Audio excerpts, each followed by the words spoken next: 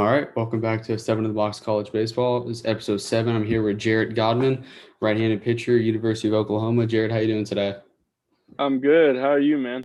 Doing pretty good. Appreciate you taking the time to come on here. Let me ask you a few questions, help the audience, get to know you a little bit better. Yeah, thanks for having me on, man. Of course. So, first of all, where did you grow up? Yeah, so I grew up in Las Vegas, Nevada. I played baseball at a school named Palo Verde High School, but I actually went to school at a college prep program. So going to school there, we having like 3:30 games, I think it was, and school getting out around 3ish. So we were able to always get out of school early and just kind of get focused on our game. So, but no, it was a fun time growing up. I have a twin brother, so it was fun growing up and playing with him and always having someone to play with. Okay, yeah, I was actually born in Vegas too. I was born right outside in Henderson. Okay, Lived yeah, there for about I'm in 6 months. Summerlin.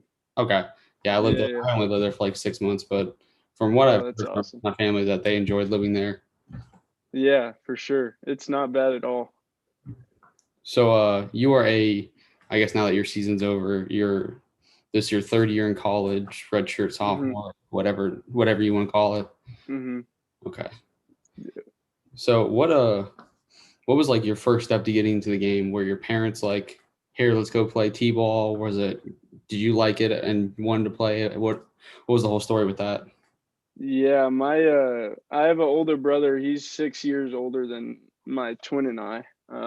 So he would always be playing uh his like games be um as we were growing up, and we would always be at his games and playing wiffle ball or whatever.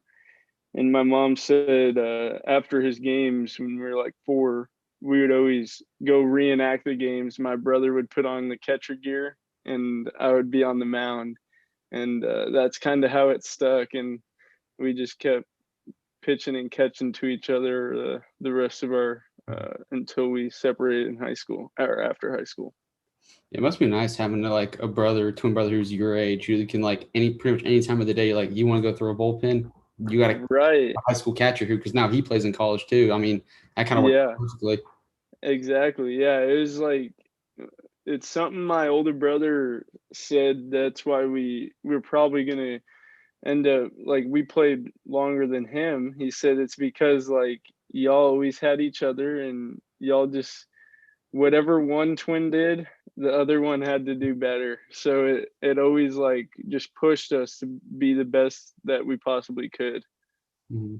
So coming out of high school, what does your recruitment process look like? Because you've been at OU all 3 years, right? You didn't go. Yeah.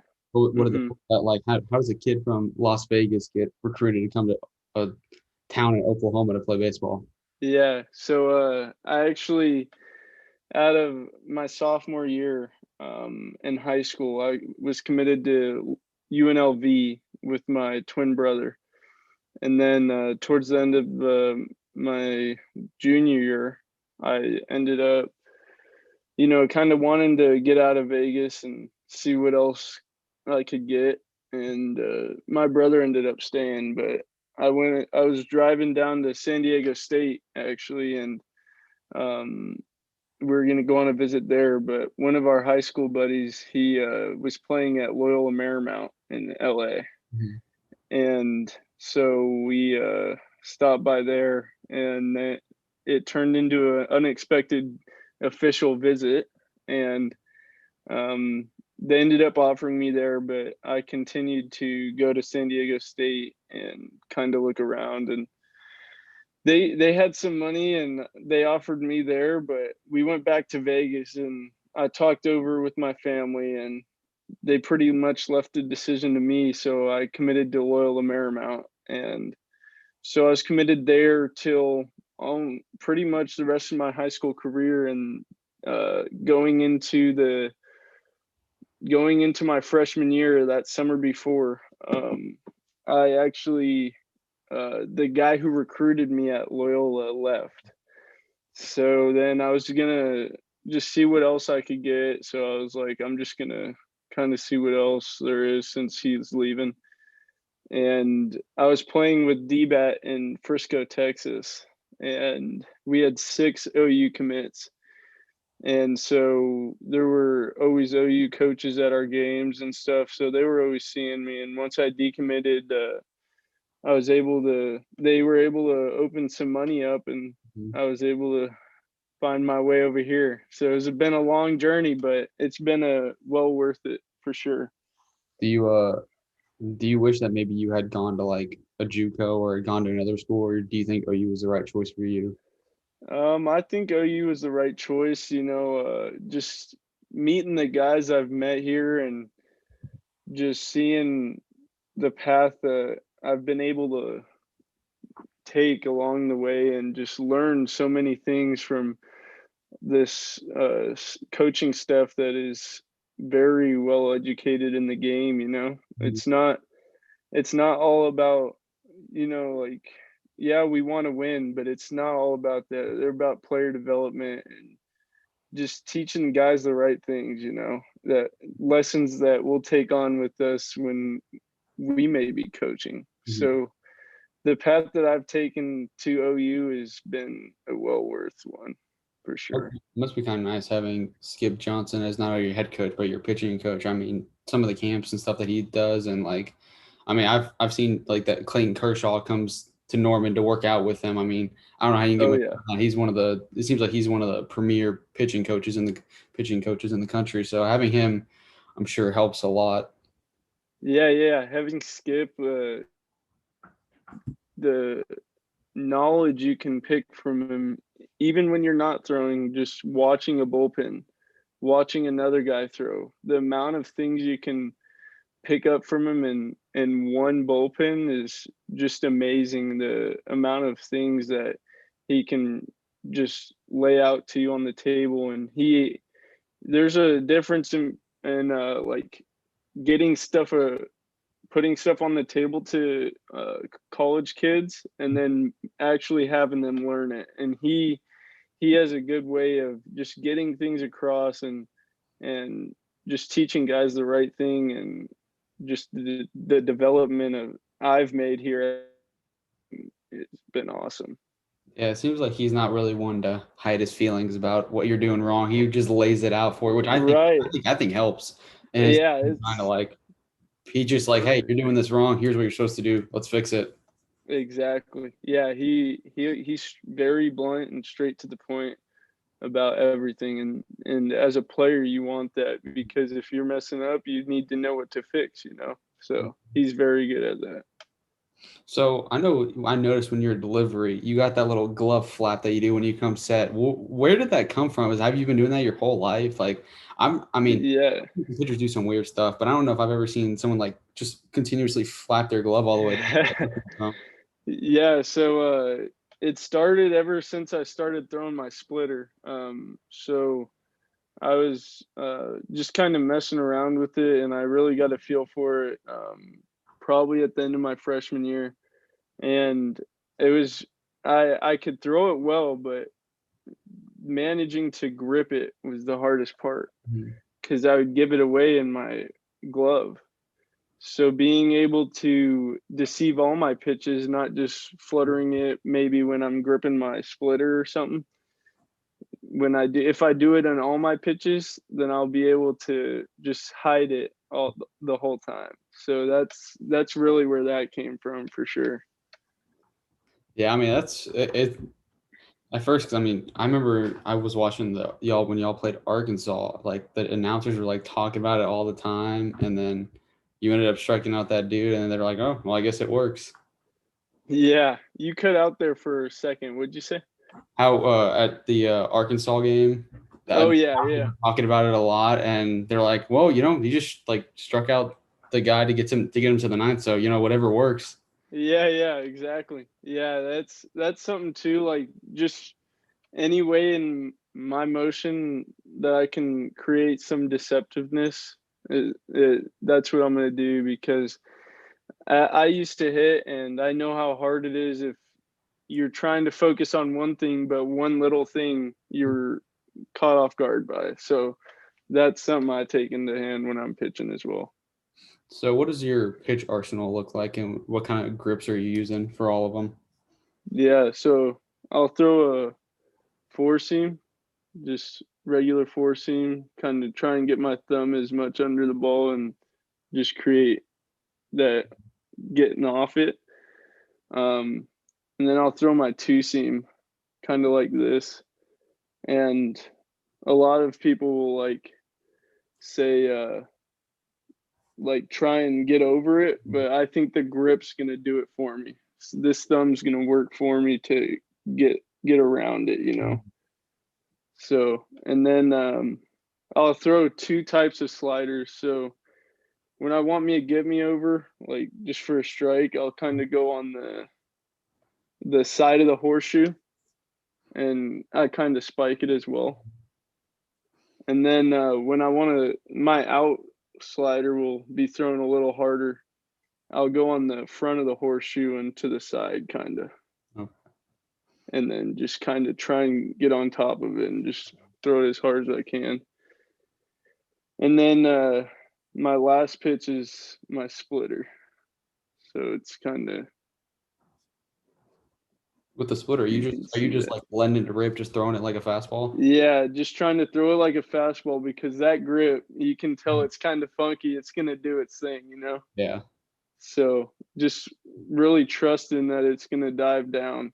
When you have your splitter, are So, you like putting more pressure on either your middle finger or your index finger? yeah, I'm trying to really feel it. I kind of circle it. Mhm. So I'm trying to not feel anything off this middle finger, but mainly everything just coming off this Okay. to get that spin. So almost kind of like a change up in a way. Right. You're trying Yeah, to push it exactly. more than- Okay, Mhm. gotcha. Yeah. So with your with being a reliever, what does your like pregame routine look like? Because I know like getting ready in a bullpen, you could have like 3 minutes or you could have an entire inning. You just never know Right. what's gonna happen. So what does your pregame routine look like to ensure that whenever you are called upon to come in the game that you feel ready enough? Yeah. So us as relievers will always stretch with the team. And then we'll go straight into batting practice. And then while they're hitting batting practice is usually when I'll get my running in, just kind of get the blood flowing. And then I'll end up going to shag. And I like to shag pretty hard just to keep it flowing during the whole BP. And then we'll go get something to eat in the locker room, kind of just get my mind right in there, listen to some music. And then as we come out, they'll do infield and outfield. And when they're doing that, I like to just stretch it out a little, maybe like 120 to 150, and just get my arm loose. I'll do some bands before that Mhm. and just get ready and get my arm loose. And then just enough to where I'm feeling ready to go. And then we'll watch the starting pitcher throw and then do the national anthem. And after that, I kind of just go to the pen. And while each inning's going, I'm just kind of staying loose, just moving around. And then once my name is called, if I have enough time, I think, to do bands, then I'll get up and do those. But if not, I'll just start kind of tossing when they tell me. And then once they say get hot, it's ready to go. So it's always like, as a reliever, through the whole game, it's kind of a sense you're trying to pace yourself Mhm. and getting warm. So it's like you'll never know when your name's called, but you always expect it. So it's just being ready, being loose, and just being ready to get after it, you know? Yeah. So who this you guys brought in you guys lost like your entire starting rotation this year, the last year to the draft, which Hmm. because it was only a 5 round draft, but you lost all three. Who do Right. you Who do you think maybe like surprised you the most on the staff that came in and you're like, I expected everyone to be like a quality pitcher, but this person like stepped up when we really needed them. Yeah, I think B-Car he was a great starter this whole year. You know, he was he was someone that you wanted in the Sunday spot Mhm. because if you had a rubber match, he was gonna be a dog and just go compete out there. Mhm. And that's what he'll do no matter if he's starting a Wednesday against Arkansas or he's starting a Sunday against West Virginia in Yeah, the freezing cold. go So having no hit innings. yeah, exactly. Yeah, he's very fun to watch and just seeing someone like him, go compete. He just doesn't really care about anything. He's just wanting to be out there and just get that guy out for his team. And Yeah, he's he's been got a awesome with it. he shows a lot of emotion, which I love. I mean, I don't know how you cannot love it, but like Exactly. he's not like 6'6", 250 pounds like Right. Jake Bennett that you guys have on your team, but like Yeah. he he will like fight literally anyone on the field. He almost did at the Bedlam Yep. game. Oh yeah, he did. He almost did. But yeah, he won't back down to anyone. He's gonna when he's on that mound, you don't mess with him because he's a different animal up there. Mhm. So, So I know like a lot of times like pitchers they'll like catch each other's like flat grounds before the game or whatnot, mhm. and like in practice and whatnot. Who's maybe one person that you've caught that like maybe they threw a certain pitch, you're like, oh my gosh, this thing is filthy, or like you didn't expect it to be like this good. Yeah, I think Wyatt Old slider probably is probably one of the filthiest things I've seen. It's unreal how hard he can throw. He doesn't throw a pitch under like 87, Yeah. Even his changeup's like 89, 90. And a lot of times in the game, a 90, 91 will pop up and we're like, what was that? And we're like, they'll tell us, he's like, it was a slider. We're like, that's stupid. It's like a cutter speed. But yeah, exactly. It's like a cutter speed, but moving like a Off frisbee. the plate. Yeah. But yeah, he's a dog and he's gonna be great this whatever happens next for him. But yeah, he's awesome. So I know that they announced that yesterday Tyler Hardman is a semifinalist for Golden Spikes, which I mean that is could you talk about like how impressive it is to like know that if you're on the mound and you're pitching multiple innings out of the pen and he's coming up that there's like a 45 almost like a 40% chance that he's going to get a hit. I mean that's just he has had an Oh yeah. insane year.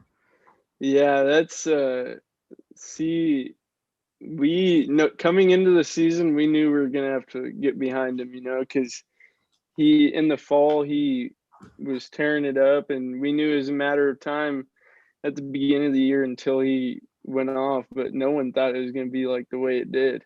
But he he's a baller and he's a guy in the dugout that when something goes wrong, he's always the one picking guys up, because he has that much faith in himself and the team.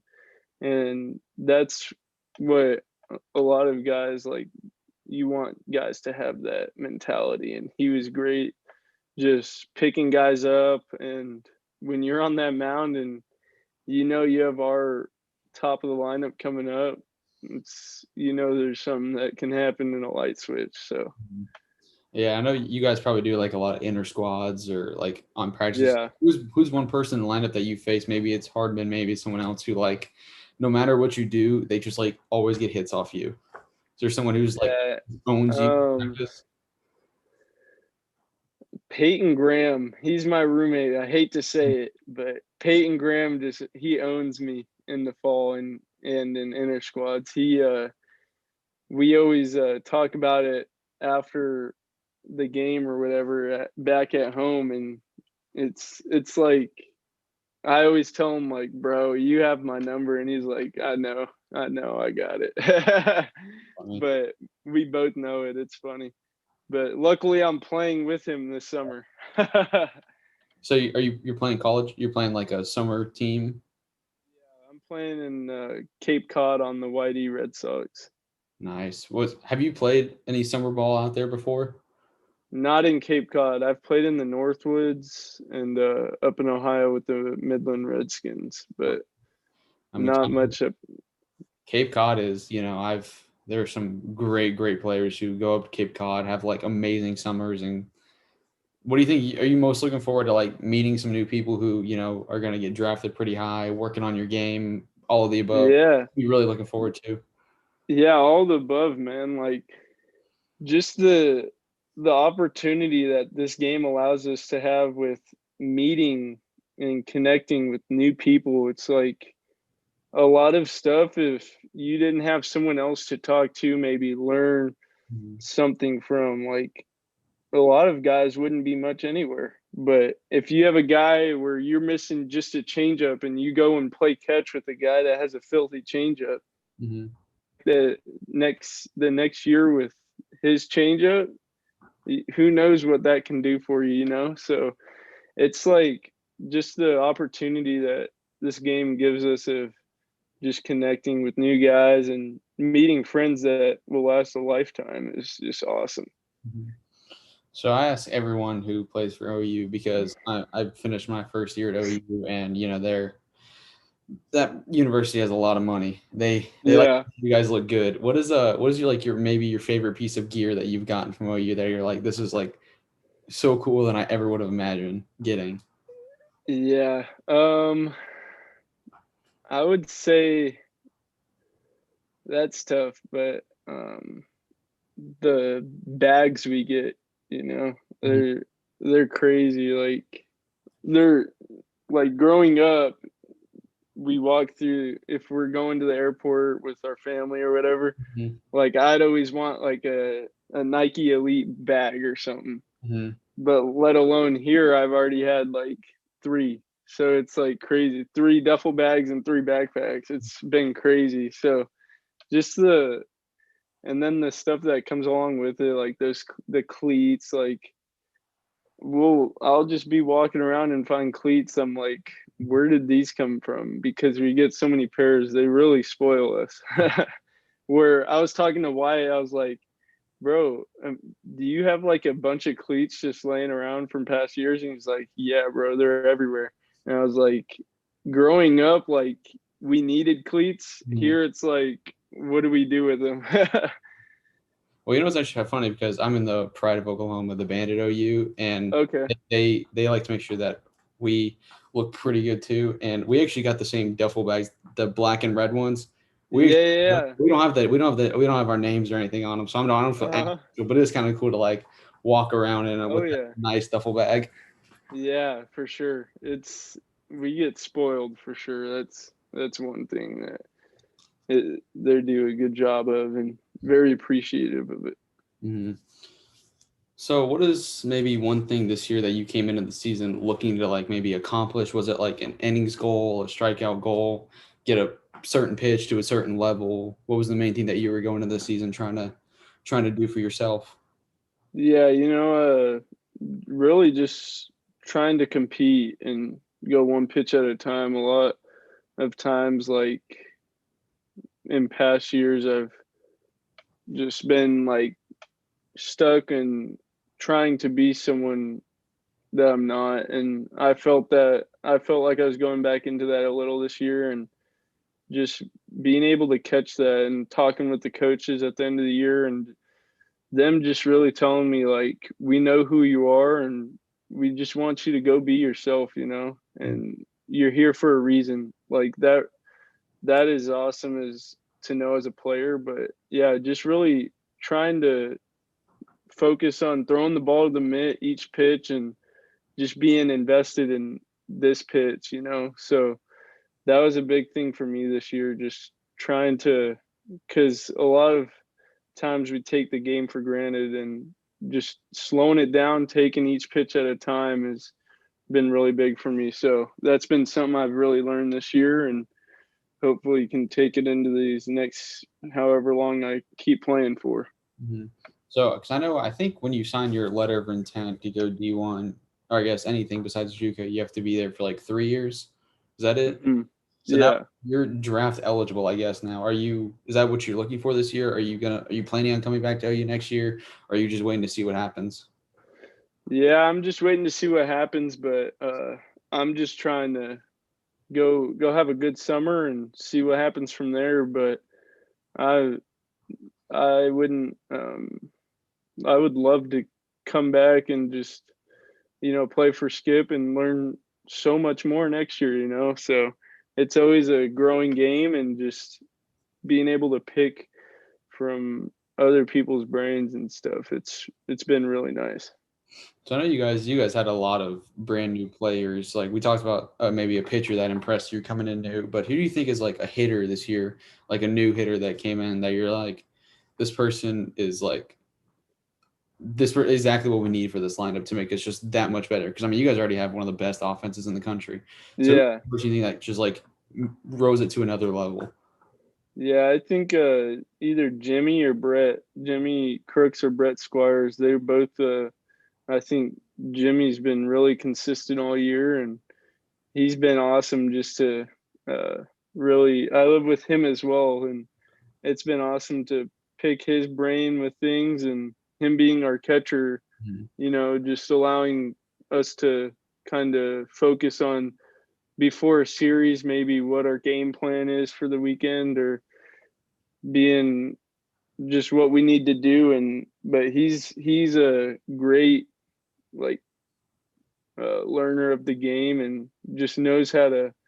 He's really game smart, that's for sure. He knows what he's talking about, and as a pitcher, that's what you want behind the plate for sure. Definitely got snubbed out of the Big 12 nominations. Oh, I know. I can't even. I was pretty shocked by that too. There were a lot of fans on Twitter that I saw that they were like, this dude got snubbed. Yeah, exactly. I didn't believe it. All right, I got one more question for you that I ask everyone that I interview. If you could go back in time and like see one historical baseball event, what would it be? uh you know, probably just I wish I could see Nolan Ryan pitch. Just watch him for like a game, like one of his no hitters. Yeah, one of his multiple no hitters. Yeah, exactly. Because he would go literally as long as he could, like just all he had. And there's a documentary. I don't know if you've seen it. It's called Fastball. Yeah. It's so he talks about he's threw like over 150 pitches or something one time, or each time, and he was like, if any pitcher were to do that here, the coach would probably be under trial. Yeah, but just the way he pitched, and the just bulldog mentality he had him, I think it'd be awesome to see. All right. Well, Jaret, I appreciate you taking the time. Good luck this season in the Cape Cod over the summer. Look forward to hopefully seeing you back at OU next year. And thanks for coming on, man. I appreciate it. Hey, thank you very much. All right. Have a good day, man. Yes, sir.